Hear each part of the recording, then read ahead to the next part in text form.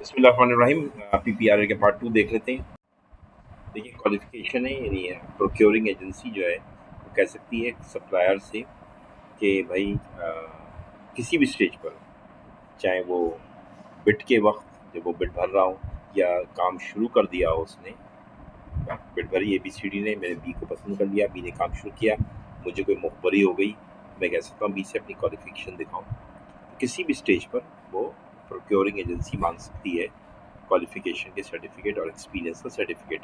ठीक है ना, बात समझ में आ गई। और अगर ये भी मांग सकती है अपना पुलिस रिकॉर्ड दिखाओ, तुम्हारा पता लगा कि तुम फ्रॉड आदमी हो, तो उसको देना पड़ेगा। ठीक है, क्लियर रिकॉर्ड देना पड़ेगा। नहीं रिकॉर्ड दे सकेगा क्लियर, या कोई भी ऐसा सर्टिफिकेट मांग सकती है, एजुकेशन का सर्टिफिकेट मांग सकती है अगर एजुकेशन से रिलेटेड है। ठीक है ना, ओके, मेरी बात समझ में आ गई। और कंस्ट्रक्शन में एक लाइसेंस होता है कंस्ट्रक्शन का, वो मांग सकती है। जाली नहीं होना चाहिए। दुआ कुरानी देख लीजिए, ये बहुत ज़रूरी है। पास हो जाएंगे, कामयाब हो जाएंगे, खुशियाँ खुशियाँ होंगी हम सबकी। ठीक है ना, खुशियाँ खुशियाँ, वालदेन का साया, घर, सब कुछ बेहतरीन। वालदेन का साया, घर वर, सब कुछ बेहतरीन रहेगा।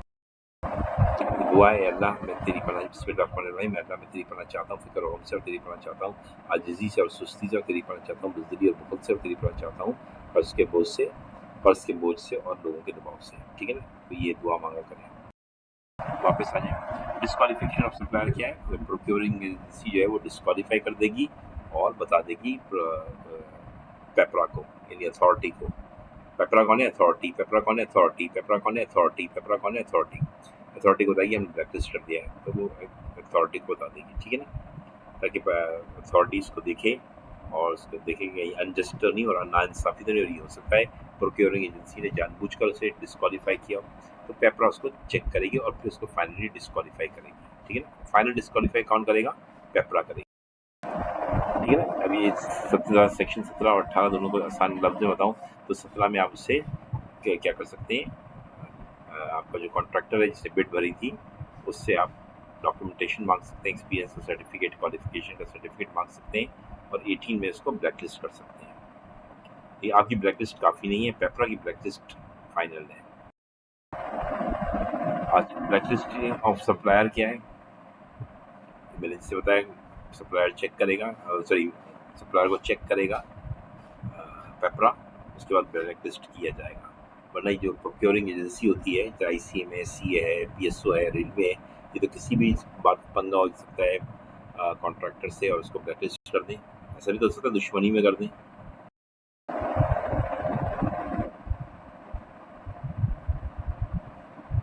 और ये जो कॉपी होगी ना, एक वो भेज देगी प्रोक्योरिंग एजेंसी पेपरा को कि ये हमने इसको ब्लैकलिस्ट कर दिया है। समझ में आ गया? ये वही बात कर रहे हैं। क्यों कर सकती है ब्लैकलिस्ट? मुझे बताया कि वो टाइम पर काम नहीं कर रहा, जिसने पैसे बताए थे वो ज़्यादा मांग रहा है। ठीक है ना, वो ब्लैकमेल कर रहा है, ऑब्स्ट्रक्शन कर रहा है, इस तरह की हरकतें कर रहा है, ब्लैकलिस्ट कर देगी। ये रीजन है। समझ में आ गया? ये क्या है, सेक्शन 92 को, 19 को 2 का जो सब सेक्शन है बताया उसको, उसके बारे में हम चाहते हैं ब्लैकलिस्ट सप्लायर्स भी हो जाएं, ताकि गंदे लोग निकल जाए मार्केट से, और गंदे लोग निकल जाए और जो बाकी लोग हैं उनको सबक सीखने को मिले, ताकि वो ऐसी हरकत ना करें। खौफ पैदा करना ताकि सुधर जाएं लोग। ब्लैकलिस्ट इसलिए किया जाता है, सज़ाएँ इसलिए दी जाती हैं कि इंसानियत लाई जाए। पाकिस्तान में तो ज़रूरत है इस चीज़ की कि सज़ाएँ दी जाएँ ताकि लोग सुधरें। रिव्यू पिटिशन है ये। अब जो जिसको आपने ब्लैकलिस्ट किया है, मिसाल के तौर पे PSO ने ब्लैकलिस्ट किया है मुझे, मैं कम था, कॉन्ट्रैक्टर था, मैंने बिड भरी थी, काम कर रहा था, PSO ने मुझे ब्लैकलिस्ट कर दिया और पेपरा को बता दिया है। अब मैं पेपरा के पास जाऊँगा कि PSO झूठ बोल रहा है, मैंने कोई गलत काम नहीं किया, मैंने कोई फ्रॉड नहीं किया, मैंने कोई मिक्सिंग नहीं की, मैंने चालबाजी नहीं की, और फिर पेपरा जो है मुझे 90 डेज़ के अंदर फैसला सुना देगा और वही फैसला फाइनल होगा। आप उसे जाके हाई कोर्ट में जाके अपील नहीं करेंगे, बस आप जो पेपरा कहेगी वही फाइनल। ठीक है, ब्लैक लिस्ट होकर बैठ जाइएगा, और हो सकता है पेपर आपको कह दे कि नहीं आप मासूम हैं। ठीक है ना, ऐसा भी तो हो सकता है। जो सच है पेपर का, सच जो सच होगा पेपर वही करेगी। पेपरागॉन अथॉरिटी, पेपरागॉन अथॉरिटी, पेपरागॉन अथॉरिटी, पेपरागॉन अथॉरिटी। फॉरेनर ने आपको ब्लैकलिस्ट कर दिया है, तो जो फॉरेनर की सज़ा है उस मुल्क में वही मिलेगी। मिसाल दी है मैंने नीचे, सपोज कि फॉरेन कंट्री में 15 साल की सज़ा है, पाकिस्तान में 10 साल की सज़ा है, तो आपको सज़ा ब्लैकलिस्ट आपको 15 साल के लिए किया जाएगा फॉरेन लॉ के हिसाब से। ठीक है, आपने बदमाशी की है उस मुल्क में, उस मुल्क के कानून के हिसाब से आपको सज़ा दी जाएगी पाकिस्तान में। अगर पाकिस्तान आ गए, वहाँ से ब्लैकलिस्ट हो गए, काला मुँह करके पाकिस्तान आ गए, फिर आपको पाकिस्तान वाले भी ब्लैकलिस्ट कर देंगे उतने साल के लिए जितने साल के लिए फॉरेन कंट्री में आपने की थी बेईमानी। ठीक है,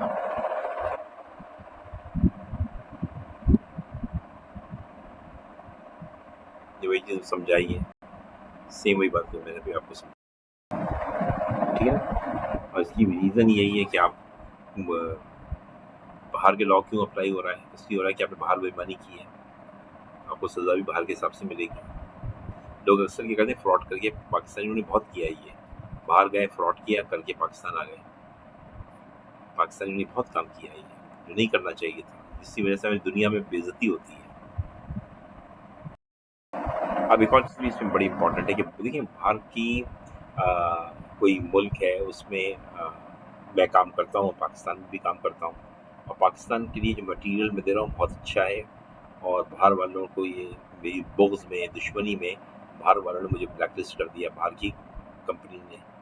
पाकिस्तान की फिर भी इस केस में ये देखा जाएगा, बोर्ड जो है पेपरा का देखेगा कि ये चीज़ को भी, कि हम मेरी कितनी इंपॉर्टेंस है पाकिस्तान में। अगर मैं पाकिस्तान के लिए बहुत इंपॉर्टेंट हूँ, और मैं जो माल दे रहा हूँ या काम कर रहा हूँ पाकिस्तान में, जो प्रोक्योरिंग एजेंसीज़ के लिए बहुत अच्छा काम कर रहा हूँ, लेकिन बाहर वालों ने मुझे सज़ा दी है, तो बोर्ड ये चेक करेगा कि ऐसा तो नहीं बाहर वालों ने जानकर मुझे ब्लैकलिस्ट किया है ताकि मैं पाकिस्तान के लिए जो काम करता हूँ ना कर सकूँ। ठीक है ना, या बाहर वालों ने जो इसलिए ब्लैकलिस्ट किया कि मैं पाकिस्तान की आर्मी के लिए, नेवी के लिए, एयरफोर्स के लिए कोई अच्छा माल दे रहा हूँ, तो बाहर वालों ने मुझे ब्लैकलिस्ट किया है ताकि मैं पाकिस्तान को ये माल ना दे सकूँ। ऐसा भी तो हो सकता है ना, दुश्मनी पाकिस्तान से निकालने के लिए मुझे ब्लैकलिस्ट किया है। तो इस सूरत में क्या होगा, पेपरा का जो बोर्ड होगा वो देखेगा, रिव्यू करेगा। बोर्ड क्या है, पेपरा के अंदर जो हेड हो लोग बैठेंगे, वही जो बैठे होते हैं बोर्ड, वही ब्लैकलिस्ट करते हैं। ठीक है ना, तो ये ठीक है ना, तो ये देखेंगे। क्लियर हो गया?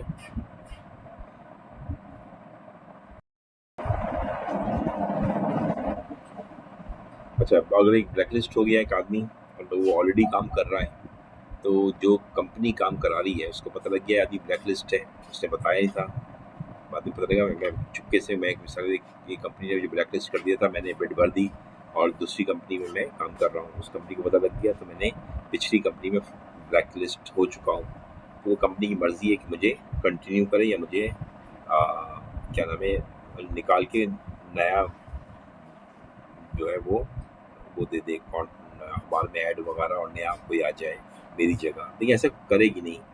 नॉर्मली होता है कि वो कहते हैं ब्लैकलिस्ट है तो क्या हुआ, हमारा काम इसने आधा कर दिया है तो पूरा कर दे, आइंदा इससे काम नहीं देंगे। लेकिन आदत देखो, आधे काम कर चुका है, फिर नया वाला आएगा, वो कहेगा ये काम गलत है, मैं तो शुरू से करूँगा, तो प्रोक्योरिंग एजेंसी को तो नुकसान हो जाएगा ना। तो वो नॉर्मली होता है, वो कहते हैं तुम कर लो, आइंदा तुम्हें नहीं रखेंगे, आइंदा तुम्हें तुमसे काम नहीं करवाएंगे। ठीक है ना, अभी तुम कर लो पूरा काम, तुम आधा काम कर चुके हो। समझ में आया? अगर शुरू में ही पता लग जाता है तो हटा देंगे, और अगर काम शुरू हो चुका है तो चेंज करना में नुकसान होता है ना।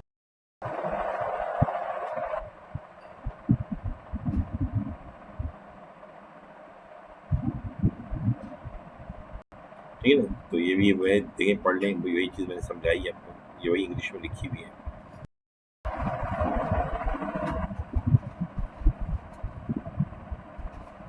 बस काफ़ी हद तक हो गया आपका। ठीक है ना, मेरे ख्याल में समझ में आ गया होगा। अब सेक्शन 20 पढ़ लेते हैं। प्रिंसिपल मेथड क्या है, तो असल मेथड जो है वो है, याद रखिएगा, ओपन बिडिंग है। क्लोज बिडिंग ऑप्शन जो है वो लॉ ने पसंद नहीं किया है, मजबूरन कहा है कि आप क्लोज बिडिंग कर लें। लेकिन ओपन बिडिंग का मतलब होता है कॉम्पिटिटिव बिडिंग हो, सब लोग अपना जो है वो मैं अखबार में टेंडर दूँ, मैं प्रोक्योरिंग एजेंसी हूँ, मैं अखबार में टेंडर दूँ, उसके जवाब में लोग अपनी बिड भरें, उसमें से मैं उन लोगों को टाइम बताऊँ किस टाइम पे आना, जब वो लोग आएँ तो उनकी बिड खोलूँ मैं। होता क्या, नंबर 1 सुनिएगा, मैं अखबार में ऐड दूंगा, उससे कहेंगे टेंडर, ठीक है ना। अगर 30 लाख से ऊपर है और 30 लाख से कम है तो मैं वेबसाइट पे दूंगा। अब आप लोगों ने देखा, आपने भरा, कागज़ पे लिखा और मुझे लिफाफे में कोरियर कर दिया।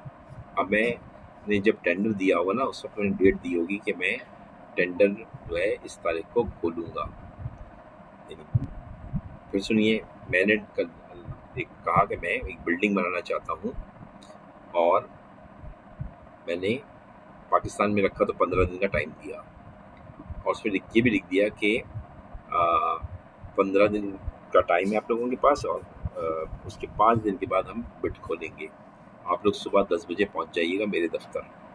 सबने 15 दिन के अंदर भेज दिया, 5 दिन वेट किया और अगले दिन ऑफिस आ गए मेरे। तो सबके सामने मैं लिफाफे खोलूँगा और पढ़ूँगा और जिसकी बिड सबसे अच्छी होगी उसको दे दूँगा। इसे कहते हैं ओपन बिडिंग, ठीक है ना। ये भी समझ में आ गया आप लोगों को? इसके बाद मेरे ख्याल में ख़त्म। समझ में आ गया। तो ओपन बिड को ज़्यादा पसंद किया है इस लॉ ने, मजबूरन। क्लोज बिडिंग, क्लोज बिडिंग क्या होता है मैं पहले भी बता चुका हूँ कि क्या है कि आपके पास, आपने ओपन बिडिंग की, उसमें आपके पास 10 लोग आ गए, 10 में से आपने 5 को पसंद किया, ठीक है, और उनमें से 1 को दे दिया।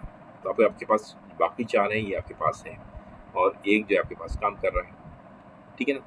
4 भी पसंद है आपको लेकिन उनसे काम आपने नहीं कराया, लेकिन चूँकि 1 का सबसे कम प्राइस थी, सबसे अच्छी क्वालिटी थी, हमने उससे काम किया। अब मज़ीद काम करना है तो हम उसी आदमी से कहेंगे कि तुम काम दोबारा कर दो। तुम्हें पता है ये हमें रेट अच्छे दे रहा है, लेकिन ये 1 साल तक कर सकते हैं, ये मैंने आपको बताया था, ठीक है ना। ये क्लोज बिडिंग के अंदर, और ओपन बिडिंग की जो लिमिट है वो 3 ईयर्स है। तो कुछ समझ में आया हो तो फीडबैक दीजिएगा मुझे ज़रूर, ताकि मुझे पता लगे।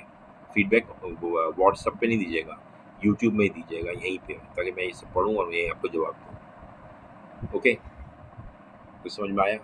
आ गया तो अच्छी बात है।